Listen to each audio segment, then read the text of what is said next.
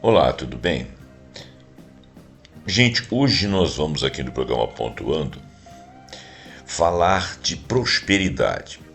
A gente veio falando aí de uma série de programas, viemos dando atenção para uma infinidade de pontos de vista a respeito de crescimento, de desenvolvimento.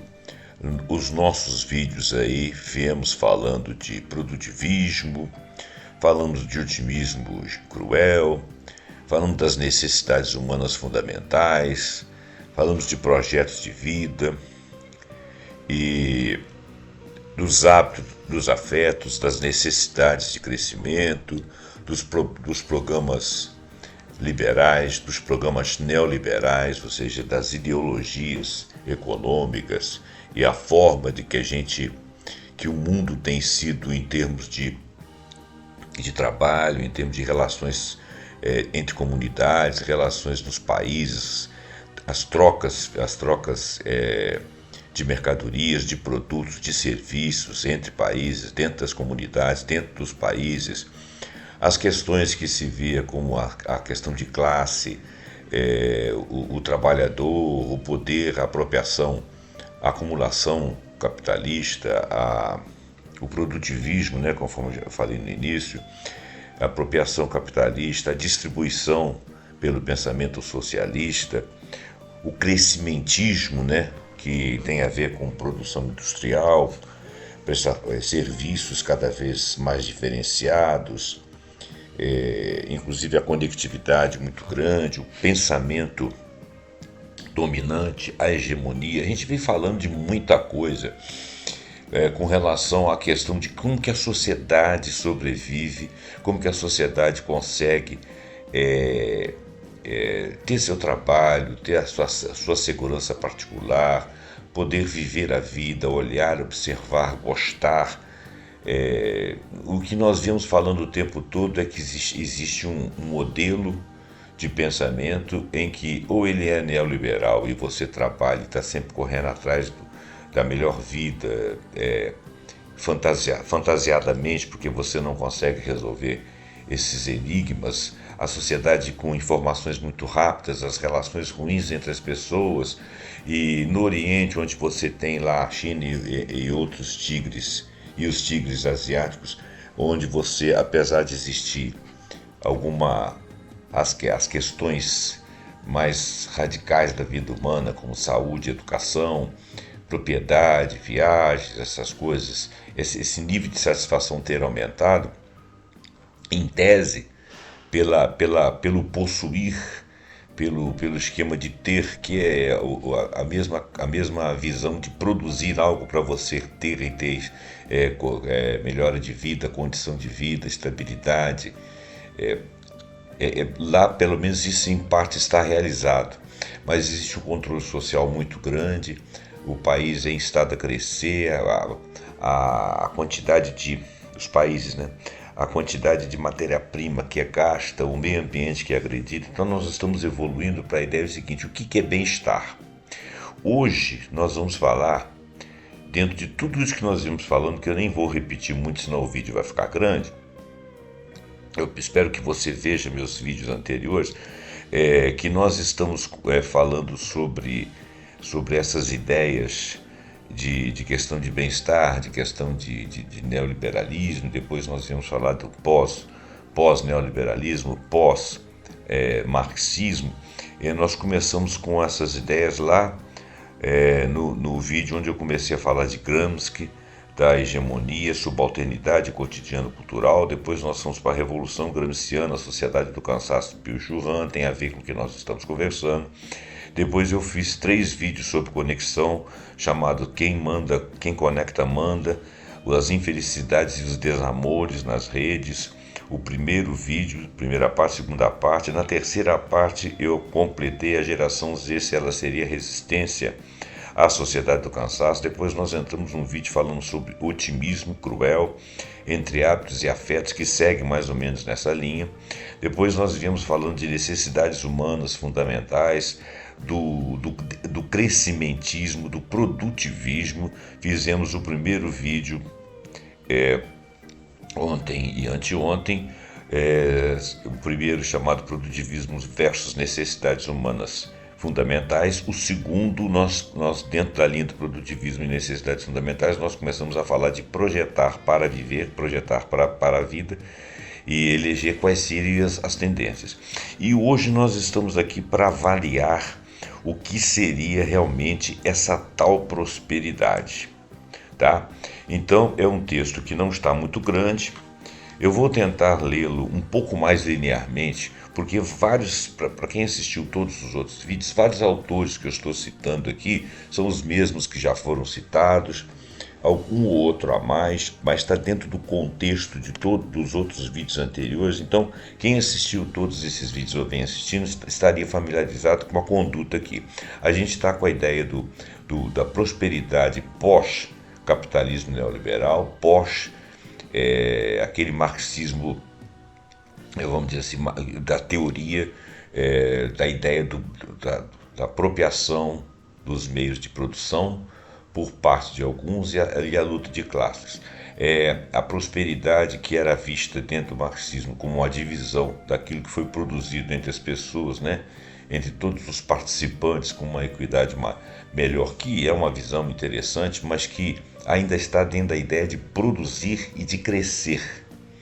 E a gente no último vídeo quis exatamente pensar sobre isso. Será que prosperidade, bem-estar, vida boa, vida agradável, com tudo que as comunidades podem ter, é isso? Então vamos ler sobre a prosperidade. O que é a prosperidade? É uma leitura crítica e vamos fazer uma leitura crítica e plural a partir do pós-capitalismo neoliberal, mas também do pós-marxismo, sem uma crítica específica às ideias marxistas ou uma crítica às ideias liberais. Eu, particularmente, tenho crítica às ideias liberais. Acho que o liberalismo é uma coisa feita para alguns ganharem e outros perderem. É uma ilusão, né? Você continua trabalhando sempre enchendo a burra de outros. E o marxismo, eu, apesar de não tê-lo bem estudado, sei que é uma filosofia, uma interpretação da história, uma proposta muito interessante. Porém, o que eu acho que nós temos que ultrapassar com relação, e eu não sou uma pessoa que tenho conhecimento profundo do marxismo, mas os países socialistas, não vou falar de comunista porque praticamente não houve comunista, mas os países que foram socialistas, ou que alguns, um ou outro, pouquíssimos que se mantiveram, ou mais ou menos nessa tendência, ainda tem a ideia de crescimentismo e produtivismo, que é a mesma do neoliberalismo, só que o neoliberalismo faz a apropriação dos meios de produção, a propriedade privada. E o socialismo, a democracia social, aquela que tenta melhorar a vida dos menos assistidos, e social-democracia o socialismo propriamente dito, e o mais avançado no socialismo, como por exemplo o soviético ou como houve na China, esses países querem realmente a distribuição desses valores. O problema é que esses valores vêm do mesmo tipo de riqueza, a mesma forma de riqueza que eu critico nas sociedades capitalistas, e por isso a gente pensa em ultrapassar isso aí, porque a agressão ao meio ambiente é muito grande. Num próximo programa nós vamos falar, por exemplo, da pujança da China, que eu já fiz por 2 ou 3 programas e que realmente é invejável e tudo, mas se você olhar por essa ótica de meio ambiente, a China, apesar dela ter feito um feito muito interessante, ela também se perde na questão do produtivismo e do crescimentismo, e isso onera o país. Então nós estamos nesse imbróglio civilizacional aí, e temos que discutir esses parâmetros, e parece que nós já estamos discutindo isso até tarde demais, mas nunca é tarde, né? Quer dizer, tarde pode ser, mas tem jeito da gente implementar algumas coisas para pelo menos diminuir os sofrimentos das futuras gerações. Vamos ler. Então, a prosperidade ela não é uma palavra neutra. No imaginário neoliberal, a prosperidade equivale a crescimento de PIB, expansão de consumo, elevação de padrão de vida medido por indicadores econômicos agregados. No debate crítico contemporâneo, que articula autores pós-marxistas, antropólogos, sociólogos, ativistas e pensadores do bem viver, do bem-estar e de uma outra forma de prosperidade, a prosperidade então é reconfigurada, torna-se um conceito relacional, plural, multidimensional, que vai incorporar justiça social, sim, aquela que o marxismo prega, a reprodução da vida, a sustentabilidade socioecológica, quer dizer, não são só as sociedades humanas, não são só as comunidades humanas, são as sociedades mundiais e formas de bem-estar não mercantis, ou seja, não focadas no produção, vendeu, lucro, distribuição ou não desse lucro, vida pessoal, particular, famílias, não é só esse pensamento. Outras coisas têm de estar de acordo. A paz de espírito, menos consumo, proteção ao ambiente, proteção ao ar, água, etc. Natureza. Então aqui nós vamos explicitar em termos teóricos, através de mais ou menos de mapas, exemplos até certo ponto concretos, mas não tão concretos, porque a gente não tem exemplos do mundo inteiro e eu tenho esses dados aqui. Mas é muito trabalho, são muitos índices, eu teria que decodificar cada um desses índices para a gente poder dizer e compará-los. Então eu vou abreviar um pouco e só passar as informações, as melhores. A gente tem tabelas aqui, mas as mais complicadas eu acabei tirando, porque realmente, mesmo que eu projetasse, fosse um vídeo com imagens e você estivesse vendo, ainda assim eu iria ter que explicar cada tabela e cada índice.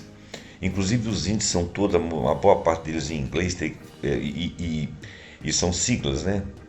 Então aí você tem que traduzir a sigla, traduzir em inglês, explicar como é que funciona aquilo, porque não é uma matéria assim corriqueira que você aprende na escola, são coisas que vêm, não são exatamente macroeconomia, mas que vêm da macroeconomia para você avaliar. A gente não quer fazer uma coisa tão profunda, até porque eu não tenho tanto conhecimento.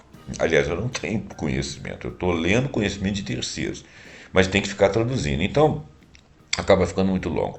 Vamos lá, promessa neoliberal. Prosperidade com crescimento e mercado. Desde a virada neoliberal, que foi dos o liberalismo já existe há muitos anos, né? Capitalismo, liberalismo e tal. Agora, desde o final de 1970, princípio de 1980, a prosperidade foi representada como resultado da liberalização dos mercados, mas uma desregulamentação da responsabilidade individual. Então começaram políticas que, segundo os críticos como David Harvey, por exemplo, serviram frequentemente para restaurar e consolidar o poder de uma classe, ou da classe mais abastada, e muito mais do que para fazer algum tipo de democratização do bem-estar. Então o liberalismo ele mostrou uma fome, uma falta de ética e partiu para cima das outras classes, tentando tirar o máximo possível, e o padrão de vida foi caindo nos países centrais. Essa visão converge, e nos países em crescimento, então a coisa foi ficando crise atrás de crise e tal. E nós já falamos disso em vídeos anteriores. Essa visão converte bens públicos e sociais em oportunidades privadas e transforma serviços sociais de trabalho reprodutivo em custos a serem minimizados ou até largados para lá. O efeito líquido disso tem sido um crescimento econômico com desigualdades imensas e crescentes e a precarização dos trabalhos em muitas regiões. As críticas feministas, críticas pós-marxistas, prosperidade precisa de reprodução social também. O que vem a ser isso? Pensadoras como Nancy Fraser destacam que qualquer concepção de prosperidade que ignore a reprodução social, ou seja, o fato de você ter uma família, a mulher ser a mãe e acaba que ela cuida e fica em casa ali cuidando, eventualmente ela está cuidando dos filhos, dos pais, às vezes até dos sogros, né? E isso não tem remuneração. Então as mulheres não têm ou elas não fazem isso e partem para o mercado de trabalho competindo com os homens, né, competindo com outras pessoas, os homens, obviamente, ou então se ela tiver, se ela for a cuidadora master, vamos dizer, se ela quiser ter que fazer reprodução, que é uma coisa para a sociedade, que não é só para a família dela, se ela fizer isso, ela abre mão de parte da carreira dela, ou às vezes até da carreira toda. Então, cadê o bem-estar dessa pessoa, mulher? Se a reprodução social é uma coisa que é para a sociedade, senão a sociedade acaba toda amanhã, se nenhuma mulher de hoje para amanhã, nunca mais ter filhos, a sociedade humana vai acabar. E depende da mulher ter filho. É claro que depende do homem e da mulher para fecundar, mas se a mulher não estiver disponível para conceber, nós temos que inventar, vamos ter que inventar tecnologia então. Então é disso que ela está falando.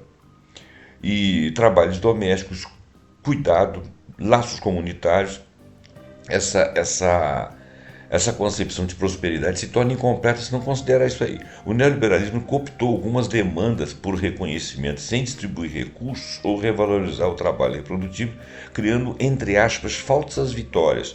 Por exemplo, representação, mobilidade, que não altera as bases materiais da exploração.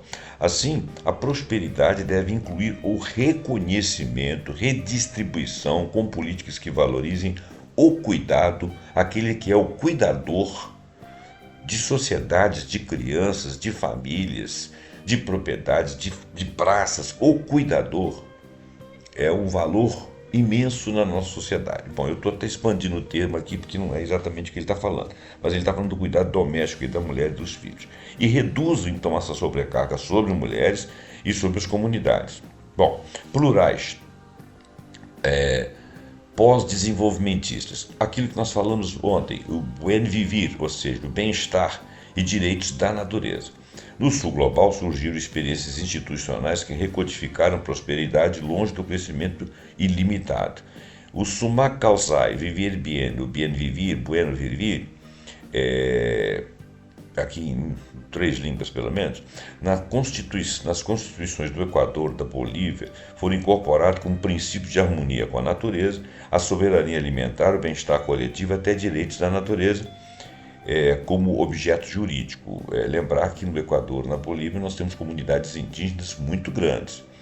Esses exemplos mostram que a prosperidade pode ser entendida como um modo de vida que prioriza a reprodução ecológica e cultural, não apenas a acumulação de capital. É claro que a implementação de práticas tem contradições, existem limites, inclusive conflitos com projetos extrativistas, né? Mas o simbolismo e as reformas jurídicas abriram espaço para se pensar outros indicadores e prioridades para a gente definir e sentir essa tal prosperidade. Claro, tem que haver uma negociação, tem que verificar o universo dessas comunidades, né? O modelo extrativista é aquele que tira para vender e transformar em dinheiro e de repente tira além do que a terra pode dar, provocando desmatamento, provocando poluição, etc, etc. Decrescimento, aquela abundância frugal, ou seja, não ter exatamente a abundância, né? Reavaliação do consumo. Então, isso seria decrescimento. Os países não pensam, o crescimento esse ano foi tanto, a China cresceu tanto, o Brasil cresceu tanto. A ideia é de não crescer. Mas não crescer não tem lógica. Sim, tem lógica, porque o crescimento é você estar cada vez mais entupindo a sociedade de coisas para produzir, emprego e gasto, ainda que seja para distribuir a grandiosidade da riqueza gerada em finanças, em valores financeiros, para que as pessoas possam consumir e ter o chamado bem-estar, ainda que seja assim, ainda que seja um projeto marxista ou socialista, é um projeto de crescimento, de produtivismo, de crescimentismo, conforme eu falei no início. Então, autores como Serge Latouche e a literatura do decrescimento propõe que a prosperidade não requer crescimento material indefinido. É isso que nós estamos falando. Ao contrário, uma abundância mais frugal. A gente ter abundância, mas não muito profundamente. Você não tem que ter não sei quantos carros, trocar de carro todo ano, de 2 em 2 anos, 3 em 3 anos, ou mesmo de 10 em 10 anos. Você não tem que ter N celulares, você não tem que ficar trocando celular de 2 em 2 anos, carro de 2 em 2 anos, computador de 2 em 2 anos. Isso tudo gera um lixo danado e o que você acrescenta à sua vida é muito pouco em termos do chamado crescimento. E esse crescimento da economia envolve sempre fazer esse tipo de coisa. Então, a gente não precisa dessa abundância, nós precisamos de uma abundância frugal para poder garantir o bem-estar, reduzindo o consumo desnecessário. O consumismo, promovendo uma economia circular, onde você reaproveita muitas das coisas e entra no modus operandi, serviços públicos robustos com redistribuição, com cuidado. O Manfred Max Neat, que nós já falamos em programas anteriores, como proposta de Human Scale Development, a escala de desenvolvimento humano, desloca o foco das métricas monetárias para as métricas de satisfação de necessidades humanas fundamentais, que foi o que nós falamos no programa anterior, em contextos locais, subsidiariedade, participação e autonomia. Essas perspectivas colocam a sustentabilidade ecológica no centro do que entendemos como prosperidade. Comunas, bem comuns e as políticas do cuidado. A palavra comunas é terrível, porque ela lembra do comunidade, do comunismo e da igualdade, que é tudo que o capitalismo combate. Isso aí é subversão, isso é quase coisa do diabo, né? Olha, comunas são comunidades que se conversam e que tentam ser assistidas, né? Isso não é subversão, isso é direito de quem nasceu no planeta, né? Federici, uma autora que nós já falamos, é a economia do comum. Silvia Federici e outros ativistas do comum apontam que a prosperidade também se constrói pela recuperação de bens comuns e pela desmercantilização de formas essenciais de vida, por exemplo, água, terra, educação, cuidado. A política dos comuns combina práticas concretas, cooperativas, hortas urbanas, bancos de tempo, com disputas institucionais e pressiona por formas de prosperidade que não passem exclusivamente pelo mercado. Que exista um mercado, mas que ele seja a menor parte daquilo ali, e não a maior, a que engloba tudo e que define, que é hegemônica e que define os parâmetros, que diz o que é o que as comunidades tenham que se adequar e que às vezes não tem nada a ver com elas, né?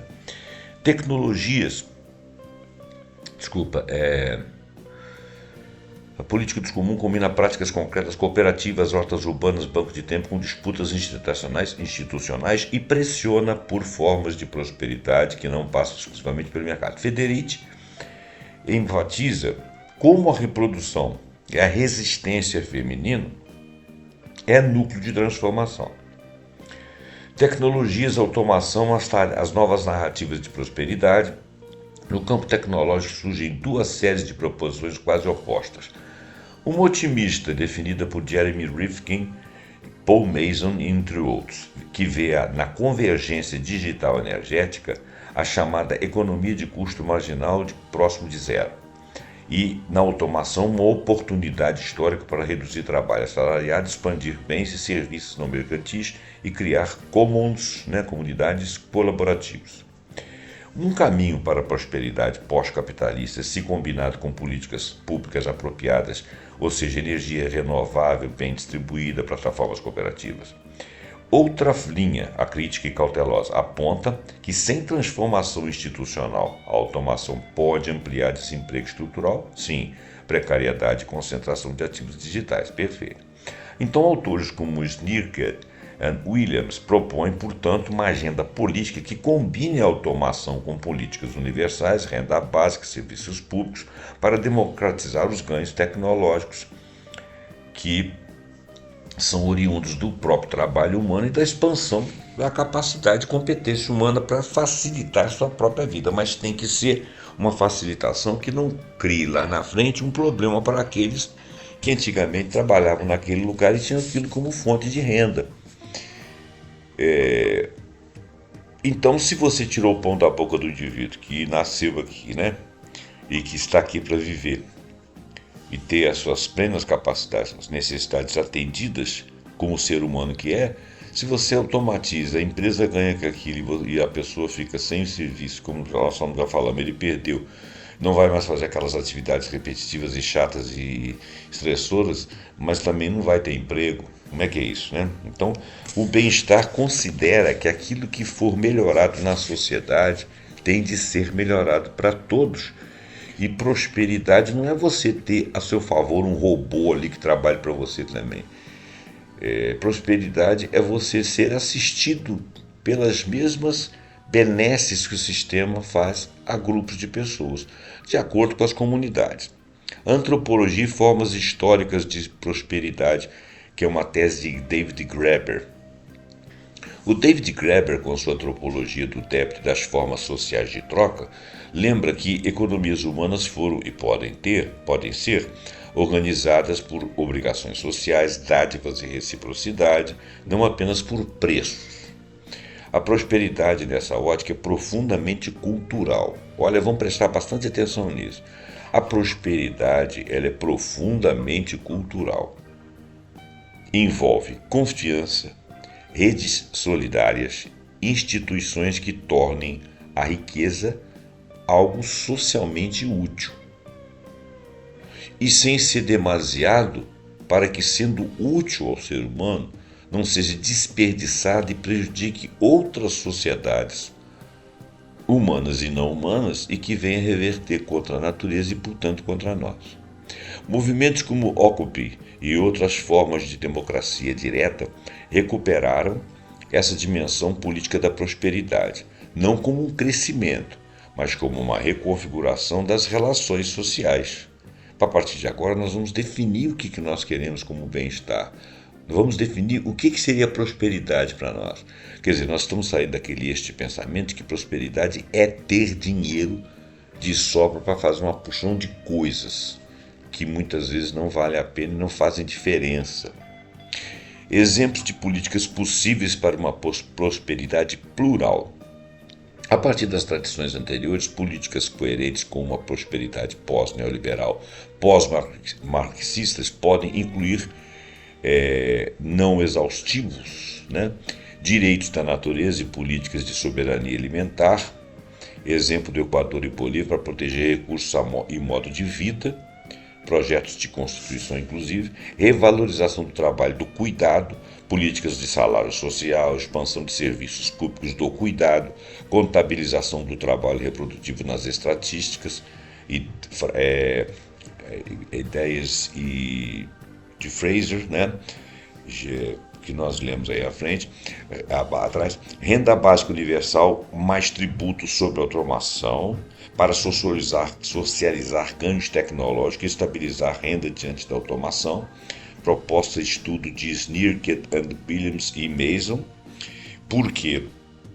Porque se a automação substituiu várias pessoas ali, que tinham o seu ganho ali, essas pessoas têm de ter repostas as suas rendas, então renda universal, porque é uma forma e impostos, porque é uma forma de você distribuir essa riqueza, vamos dizer, ganho da sociedade, ou melhor, de ganho de alguns, né? Às vezes do próprio Estado, de alguns, mas que tem que ser retornado para a sociedade. Então isso aí seria uma coisa assim, longe, ainda perto do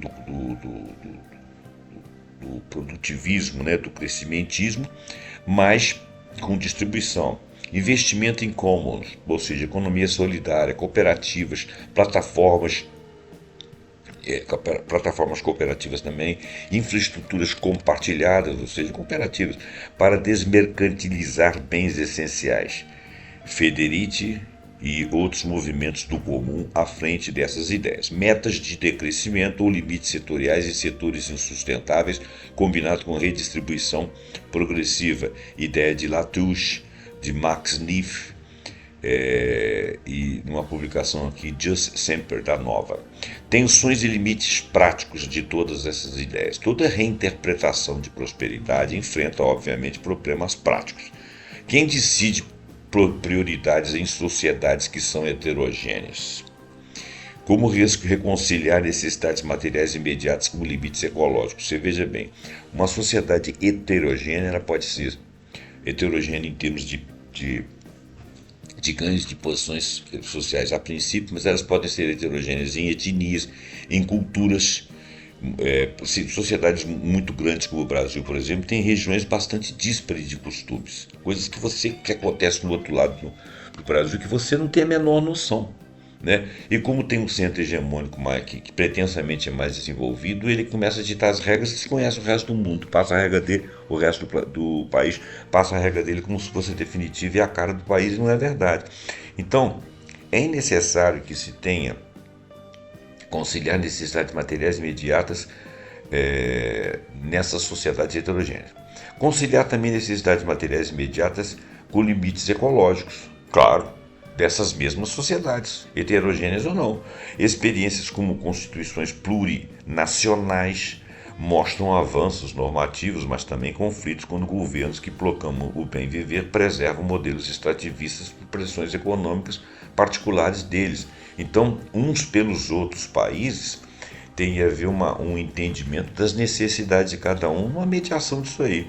Do mesmo modo, tecnologias que prometem abundância podem alimentar novas formas de controle corporativo. Portanto, a transição exige institucionalidades plurais, com autonomia local, políticas nacionais redistributivas, governança global para bens comuns planetários.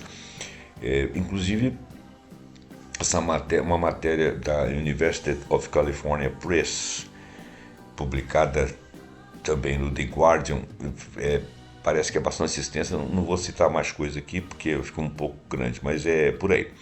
Síntese, prosperidade como plural prática política. Veja bem, nós estamos aqui com a prosperidade para correntes pós-neoliberais, pós-liberais, pós-capitalistas e muitos autores pós-marxistas. Não é apenas mais riqueza agregada, é a capacidade de viver bem em comunhão com outros humanos e com a natureza, ou seja, com todas as sociedades humanas e não humanas, a natureza da qual nós fazemos parte, o planeta, os biomas, né? Com segurança material, autonomia, reconhecimento cultural, participação democrática, mesmo diante de sociedades heterogêneas. E o que mais tem no mundo hoje em dia? Sociedades em termos de mundo heterogêneas, né? É uma construção política, ela combina reformas institucionais, tributação, serviços públicos, transformação de valor social do trabalho, cuidado e reprodução, regulação das tecnologias e defesa do deixar de fazer... desculpa, eu sempre esqueço essa palavra. Tomar tudo como mercadoria, né? Commodity, descomoditização. Essa é uma visão normativa, não é uma receita única.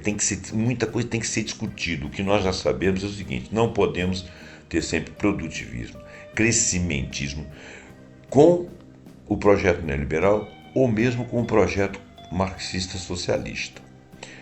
Por quê? Porque ambos são produtivistas. Nós temos que repensar uma sociedade. E sempre retirando a ideia de que uns são hegemônicos, alguma raça, um povo, uma classe, são eminências que podem ditar a regra para todo mundo, porque isso aí é simplesmente o egoísmo humano. Agora nós vamos falar um pouquinho de indicadores de prosperidade, do PIB ao bem viver. Olha bem, a hegemonia do PIB. O PIB como métrica de prosperidade. O PIB não é uma métrica de prosperidade. Vamos ler sobre isso. Desde a década de 1930, que o Produto Interno Bruto tornou-se se consolidou, né, como principal medida de prosperidade. O PIB do Brasil cresceu, parará. Criado para mensurar apenas um valor agregado de produção de bens e serviços, ele se tornou referência central para governos, mercados e organismos internacionais. Agora, veja bem, o PIB ele é um agregado médio, o valor agregado de produção de bens. O país cresceu. Quantos cresceram junto? Meia dúzia? E o resto não? O PIB não mede nada. O PIB não mede desigualdade. Ele não disse melhorou, a desigualdade se piorou. O aumento do PIB pode coexistir com uma concentração de renda infinita, Quem está falando isso aqui é ninguém mais, ninguém menos do que Piketty, o nosso grande economista, né? O PIB ignora o trabalho não remunerado. Atividades domésticas, por exemplo, atividades de cuidados, cuidadores, as mulheres, a reprodução social, não entra nesse cálculo. Palavras lá da Fraser, né? Desconsidera impactos ambientais, exatamente. Se houve desmatamento, se houve poluição, se houve perda de diversidade, podem aumentar o PIB se gerarem transações monetárias. Você quer ver uma coisa? Se você tiver uma grande catástrofe e o governo mobilizar pessoas e sociedades, contratar gente para poder resolver o problema daquela catástrofe, embora muitas pessoas tenham pedido muita coisa, tenha sido uma tragédia muito grande, isso aumenta o PIB. Porque o PIB ele é um valor agregado de produção de bens e serviços. Então o PIB não mede muita coisa, a gente tem que ver o que o PIB está medindo e se está havendo distribuição. Indicadores ajustados e complementares. Olha bem, alguns países e organismos criaram índices que tentam corrigir as limitações que o PIB nos traz, ou seja, ao não medir outras coisas que poderiam dizer sobre a prosperidade das pessoas. Por exemplo, o PIB per capita ajustado ao Gini. O Gini ele é um índice que é um indicador estatístico que mede o grau de concentração de renda em uma determinada população. Então, por exemplo, ele varia de 0 a 1. Na realidade, de 0 a 100%, mas o 1 corresponde ao 100%, o 0, 0%. Então, o 0, ele representa uma igualdade entre as pessoas. Tá? Olha bem, o 0 é que representa a perfeita igualdade de renda entre as pessoas. O 1 já representa a desigualdade máxima, ou seja, é um grupo ou uma pessoa, se for o caso, que possui toda a renda. Tá? Então, o Gini deve ser um valor baixo. O Gini da China, por exemplo, ele é 0,47%. Quer dizer, 0,47%. Entre 0 e 1 ele é 0,47%. Se você multiplicar por 100, dá 47%. Isso significa que ela tem uma distribuição mediana. Lá existem estamentos sociais, a distribuição não é uniforme. No Brasil, o Gini deve ser muito mais alto. Na América do Norte, o Gini é alto, né? Então, ele é uma ferramenta importante para analisar a distribuição de riqueza em uma sociedade e pode ser usado para comparar diferentes regiões ou períodos de tempo de um país, de uma sociedade, e auxilia a formulação de políticas públicas. Bom, eu li aqui só para a gente não ficar. Então, o PIB per capita ajustado pelo Gini relaciona a produção média de desigualdade. Os relatórios da ONU e Banco Mundial sempre se baseiam nesses movimentos. Tem limitações, porque ele ainda são contabilidades monetaristas, ignora outras variáveis, ambientes e culturais. Índices de Desenvolvimento Humano, o IDH. Bom, o IDH combina renda, educação e expectativa de vida. Então, se nós tivermos um IDH alto, isso é muito bom. O PNUD, né, desde 1990, usa isso aí. Limitações, ele não inclui impactos ambientais ou satisfação subjetiva, porque algumas coisas que você dá para uma pessoa, ela não acha que são especialmente razoáveis, mas é uma medida um pouco mais confiável. O Índice de Progresso Social, o IPS, que é pouquíssimo conhecido, ele inclui saúde, acesso a conhecimento, direito e sustentabilidade. Ele é um pouquinho mais amplo, né? Ele é usado no Social Progress Imperative, aplicado em mais de 100 países. A gente nem conhece essas instituições, né? Por que ele é limitado? Porque ele traz dados incompletos, por exemplo, de países pobres. E ele é uma metodologia também sujeita a vieses culturais. Porque se você pegar uma sociedade, por exemplo, como a sociedade tibetana ou de alguns países assim, eles vão ter um IPS baixo, mas por opções de cultura deles. Não que eles queiram ter um IPS baixo, estou dizendo assim, se você for medir um IPS para eles, de repente eles vivem daquele jeito e gostam daquilo, e o IPS deles vai ser baixo. Indicadores de felicidade, isso é um pouco subjetivo, né? Eles usam pesquisas mais subjetivas de bem-estar, né? Você pode ter uma sociedade em que tudo esteja correndo bem e tem uma quantidade de pessoas lá que não concorda. Está correndo bem, mas aquele camarada ali não podia ganhar o que eu ganho, ele podia morar aqui e tal. Então é meio subjetivo, porque tem gente que é canalha, né? Então, esse é um relatório mundial de felicidade. A limitação dele é que ele tem uma subjetividade, além de ter uma subjetividade cultural, até de crenças particulares, porque ele é influenciado por expectativas de grupos. Agora, métricas pós-capitalistas e pós-marxistas. A partir das críticas feministas, ecológicas, pós-desenvolvimentistas, produtivistas e crescimentistas, surgem métricas que buscam medir outras dimensões qualitativas da coletividade. Por exemplo, indicadores Buen Vivir, Equador e Bolívia. Ele mede a qualidade das relações comunitárias, diversidade cultural, harmonia com a natureza e soberania alimentar. Mas ele é bem ligado a populações autóctones. Incorpora os direitos da natureza como variável política e jurídica. É um estudo de Acosta, por exemplo, que nós até já falamos dele. O exemplo, Constituição do Educador exige planejamento baseado em equilíbrio ecológico, não apenas em crescimento econômico. Por quê? Porque eles são uma sociedade eminentemente indígena, que vive como nós e tudo, mas tem origem indígena, tem outros valores. E isso para eles lá é razoável. É claro que nós temos que olhar e ver que eles vivem, que eles não estão errados, e tentar adaptar isso aqui para nós. Índice de satisfação das necessidades fundamentais, é o Human Scale Development do Max Neff. Ele mede 9 necessidades humanas universais: subsistência, proteção, afeto, entendimento, participação, lazer, criação, identidade e liberdade. Olha bem, essas coisas são importantes. Fica parecendo que isso é bobagem, que nós não estamos olhando para isso. Claro, nós vivemos aqui para isso, né? Afeto, entendimento, participação, lazer, criação, identidade. Se você se sente representado, liberdade, enfatiza contextos locais, participação das comunidades na definição de metas, inclusive em comunidades que são heterogêneas. Evita comparar ou equiparar satisfação a consumo. Satisfação não é advinda de consumo, satisfação é uma outra coisa. Mudar essa subjetividade. Indicadores de cuidado da Fraser e da Frederici. Propõe contabilizar horas dedicadas ao trabalho reprodutivo, acesso universal aos serviços do cuidado e qualidade das redes de suporte social. Não pode deixar a mulher abandonada lá no meio do inferno. Exemplo, Nova Zelândia com seu Wellbeing Budget inclui gastos e resultados em saúde mental, educação, proteção ambiental no planejamento macroeconômico. Métricas de decrescimento e pegada ecológica do Latouche, do Wakernagel e o Rees, são 3 autores. Avaliam a compatibilidade do nível de consumo com a capacidade regenerativa dos ecossistemas. Olha, presta atenção nisso. Respeita os ciclos.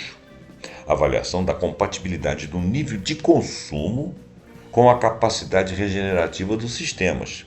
Exemplo, Índice do Planeta Vivo, que é dado pela WWF, e o Overshoot Day, dado pela Global Footprint Network. Esse overshoot aqui é o limite a qual o planeta você continua consumindo e o planeta não consegue mais se regenerar, tá?